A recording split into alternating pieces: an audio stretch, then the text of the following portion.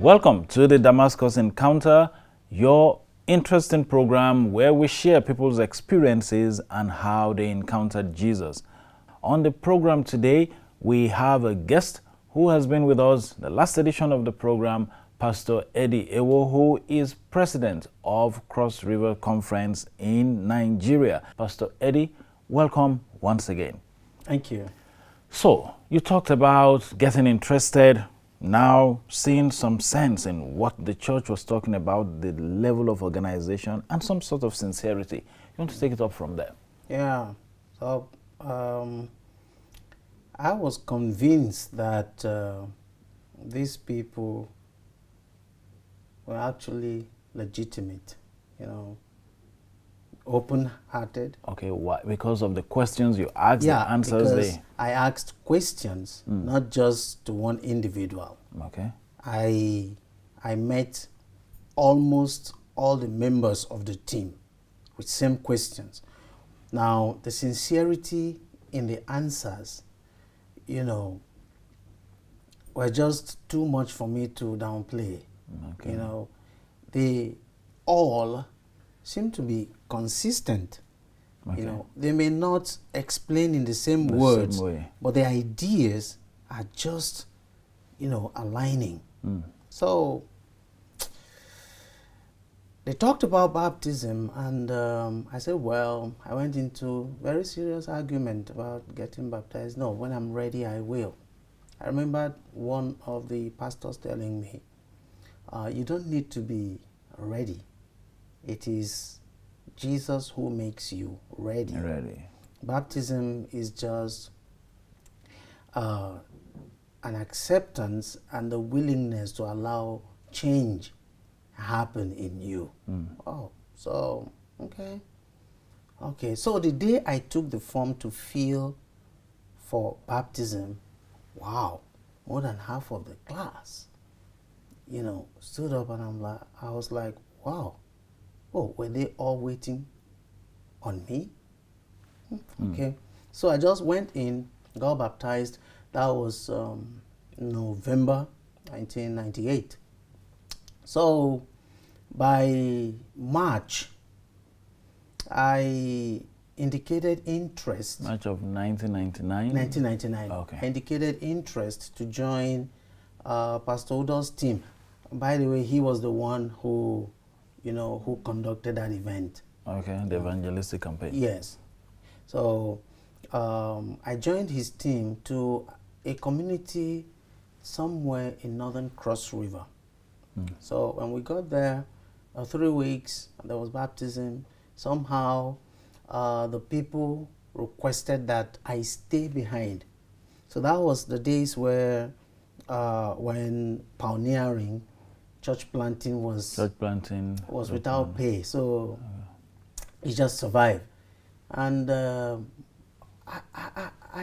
tell you plainly that my father was excited. My parents didn't have problem with me. Were you getting baptized, joining the church? Because one thing that was very clear was that, hey, this one, nobody knows what is becoming of this human being, but if there's a church that can change him, can hold this man, then that church must be more than ordinary. And for that, my father sponsored my programs when I went for that pioneering thing. Okay. So one day I went out on visitation. That's like after about 3 months. I went to visit people, and I entered into one compound with one of our church members who had lived there for a long time. Okay. I spotted a young man. So I ran away. So this brother of mine was wondering why I behaved that way. So he came after me. I went straight home and I packed my things. I was leaving. So he came in. What is the problem? I was like, hey, I'm going. Why? What happened? I said, no, I can't stay here 1 minute. So he was just pushing, and he said, what is it that God cannot do? I said, no, no, no, this one God cannot do it. You know, what is the problem? Somehow he put me on the spot, and I had to tell him what happened. We're in school together. I went with a friend of mine to visit his girlfriend. And so while we were there, you were in school together with the man that you saw, yeah, the that man made that I you saw, want to leave. Yes, yes, yes. Okay. So I was sitting with my friend at his girlfriend's place when this young man came in, brushed over my leg, my foot. I'm like, what is it? I would expect someone to turn around and say, hey, I'm sorry. Sorry about that. You know, but he behaved as if what he did was intentional. And I also knew too well he was a member of a fraternal group, different, you know. Different from yours. Yes. Yeah. So for me, that was not a thing I should just take lightly. So I left the place and laid an ambush somewhere waiting for him. So when he came, I had a machete on my hand. So my intention was to chop off his neck. So when I went out for him, I was going for his neck. Chop off as in behead him? Yes. And I went with the speed that will help me achieve, if not 100%, I should have it between 50 to 60%. So. Of his head? Of his head. Take it off, you know. So he ducked. That was when that machete ended on his face and blew out his eyes. I mean, his left eye. You know. So I was just on him, you know. Somehow he escaped, and that was the last time he was in school. So here I was in his own village, in his own house. Compound. You know. So did he recognize you? Yeah, he did. And what did he say? Yeah, I ran away. I ran away. So this brother of ours maintained that there is nothing God cannot do. I say, oh, brother, not this one. Because already, you know, usually back then, I wouldn't walk alone. I will always be in company of at least 5, because it would be risky to have me, you know, just walking alone. So somehow he persuaded me. I don't know how he succeeded. I still think God was in the picture, you know. So he persuaded me, and he engaged a reconciliation. I didn't believe. Between both of you? Yes. I didn't believe it was going to work. But at this point, one thing that made me follow him to that reconciliation was that I had already made up my mind. Anything that will kill me, okay, if I am dying, let me die. Because the is or was, I think there still is, this feeling that, hey, I think I can die happy. So the fear of dying was not there. And so if I die now, I think I'm in shape with God. So so what is there? Whatever it would, the highest that it would take, it would just be dying. So we went. I was surprised at the guy after all the talks, because I refused to say anything. There was nothing I could say. I had already called myself guilty, you know. And you could see the left eyes were permanently out. Out. His face disfigured, you know. So, but at the end of that, you know, exercise, he said, well, I hold nothing against you, I forgive you. It was as if something was dropping out of my my body. But did you believe him? Well, I believed him in skepticism. Okay. Well, is he saying this to let everything just go and then he comes back? Exactly. Well, whatever happens, well, he has forgiven me. I believe him. I took his word, and a follow-up on that helped me believe the more, because now I worked with him to reconcile with other members of his group, because there were very many in school those days, So that was when I had my confirmation that, wow, then this is where I must be. I need to be. And every young person that is close to me must know about this God. Must know about this God. Who can bring about such turnaround Yes. in your life and Yes. reconciliation Yes. between you and him. So, you stayed back in the same village? Yes. And you worked with this young man or friend of yours? Yes. Who? I worked with him to be able to reconcile with other friends of his group, and I started conducting revelation seminars, and they were always in attendance. They would come. And one of the things that marveled them was when the discussion about drinking and smoking Comes up. when that discussion comes up, you could see their pain, their frustration, their inability to hands off a thing that is destroying them. So how did you do this? So I had an opportunity of sharing, and that also helped them understand I was genuine, because they saw some kind of difference, It was a fantastic experience. Then after that reconciliation, I didn't stay, I can't remember staying there up to a month.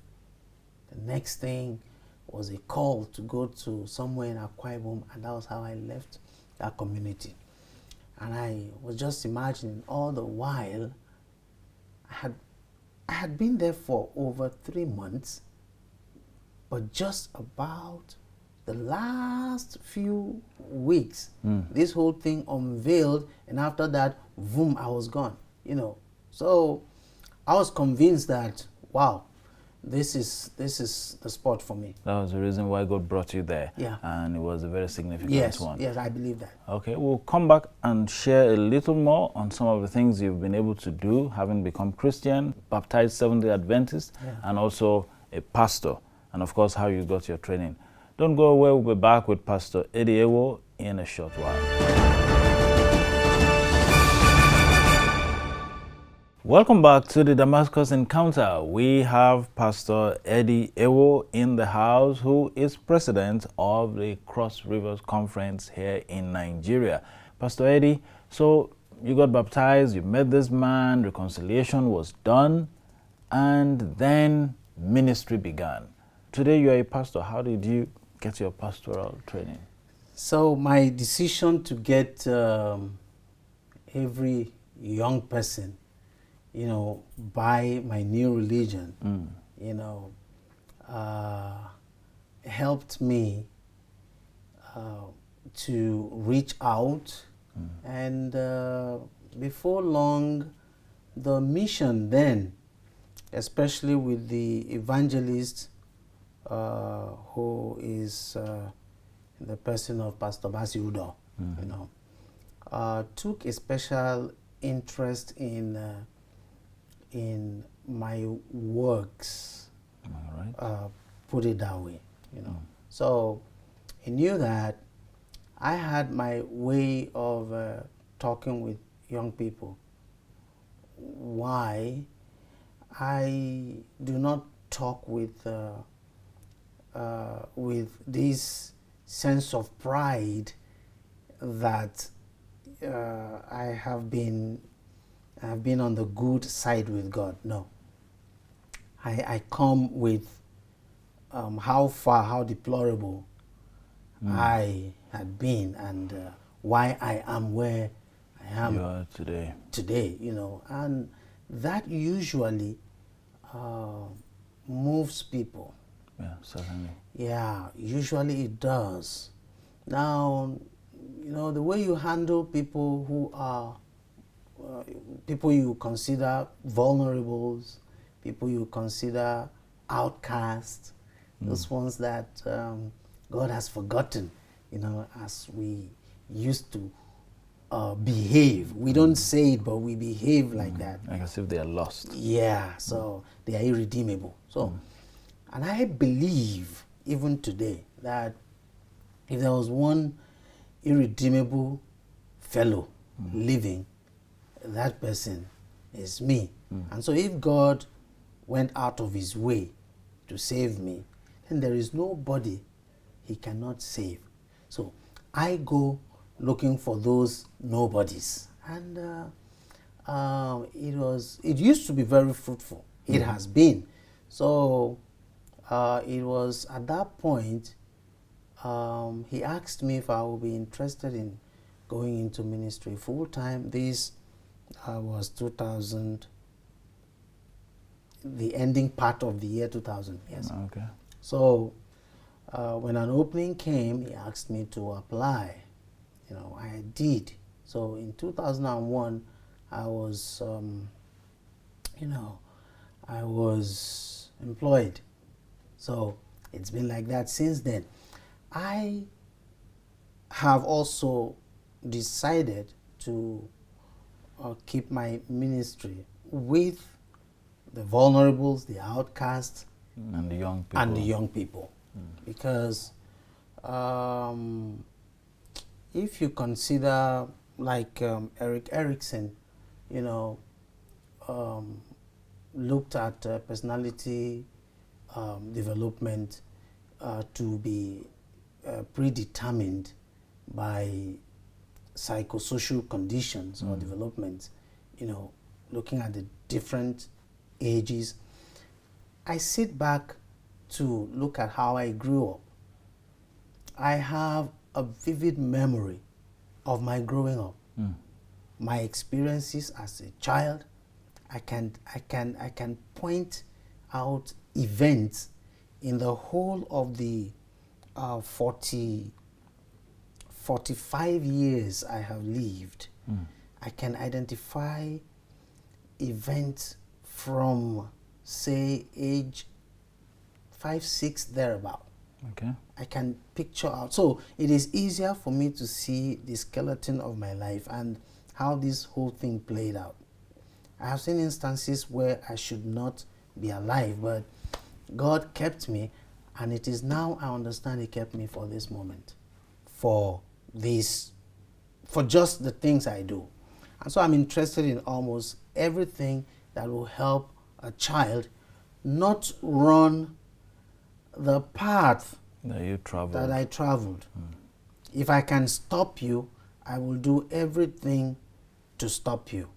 So, as a pastor, are there things you see in young people today that are like a prompt, or that prompts you? You see it and you say, "Hey, this guy might be headed," Yeah. and then you.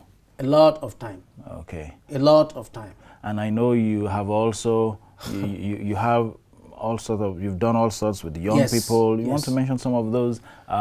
In fact, Ministry. looking at these problems, I know that as a church, we are unintentional about retaining our young people. And that thing we miss out is a reason they leave. We treat everybody with the same pill. For me, no. There are different strokes for different folks, So I decided as a local church pastor to regroup. I know that the church has done so much with the youth ministries and all these intervention programs. Oh, wonderful.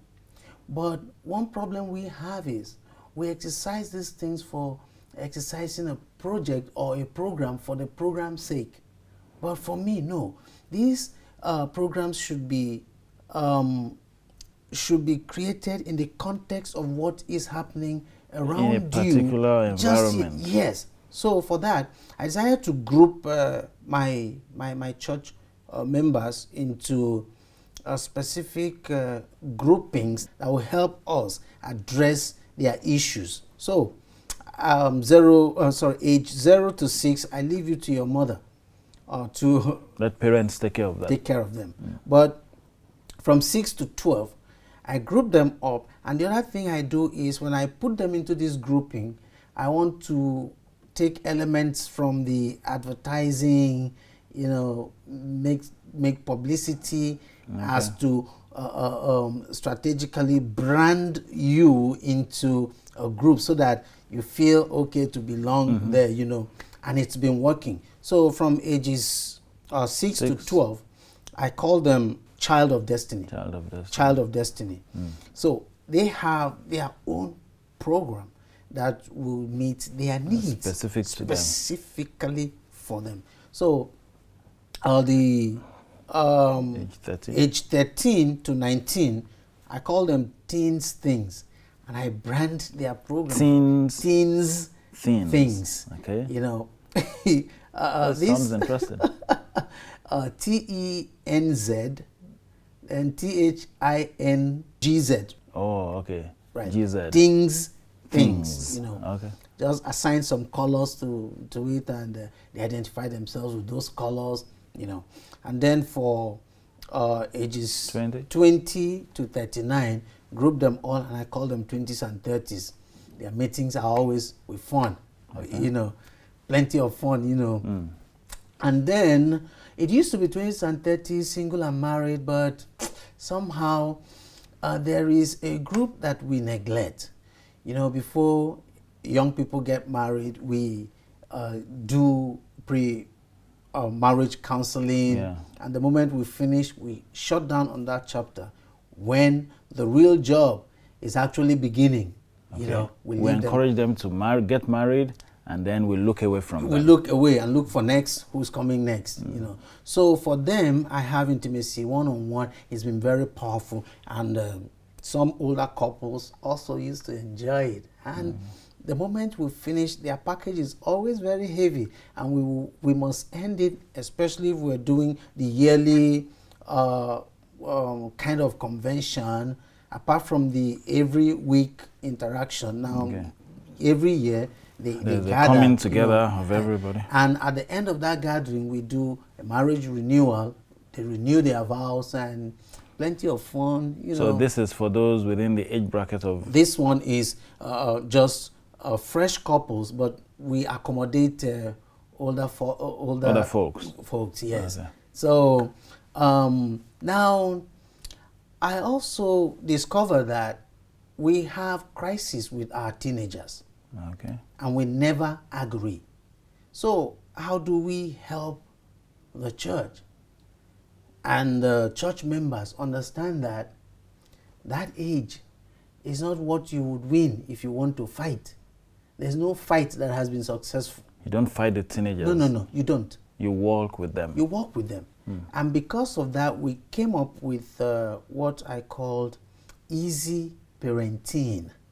Easy parenting is supposed to mean that as a parent, you have the privilege of becoming a teenager twice in your life. Okay. First, as a teenager, and second, as a parent of a teenager. So if you were a teenager, now you are a parenting. Okay. So it will require that you become a teenager to be able to deal with your teenage child. Okay. So that the idea is, do not plan to fight to stop the teenager, because you will never win the battle. I don't need someone else to tell me. I talk from experience. But if you become a parenting dealing with a teenager, it is easier to work with them. They also will find it convenient to cooperate with you to navigate because they can relate with you through these waters, you know. And when that happens, what you will succeed in doing is not to stop him or her from being a teenager, but you would have reduced the risks that come with that age. If the risk is 100% and you succeed from your being a parentine to cut off 99, you have reduced it. Yeah, you know. certainly. Wow. And I think that's where we are. Yeah, that's quite a journey, I must admit. And I'm sure if we had all the time in the world, you will go on and on sharing with us the beautiful things God has done for you and has done in your life. Now, if you were just to speak in one sentence to young people how to ride on in life, what would be your one sentence? Simple. You can go nowhere without God. You cannot hide from him. You can't run away from him. You can be nothing without him. Your present achievements without God are simply a waste of time, because there's nothing you own here that will take you beyond here. Okay. When you die, you leave everything here. Yeah. What's important is what life you make after you die. Okay, you can go nowhere without God is the pattern word that Pastor Ewoh have for all young teenagers and young men and women growing up out there in the world. He has shared his experience, and I do hope it had some impact and impression on your mind, hoping that someday you open up to Jesus and he has his place in your life also. Thank you very much for being a part of the show today. It's been a wonderful experience sharing on the Damascus Encounter. And at the same time, when we bring you a fresher edition of the program, I want to say, keep sticking with God and stay blessed.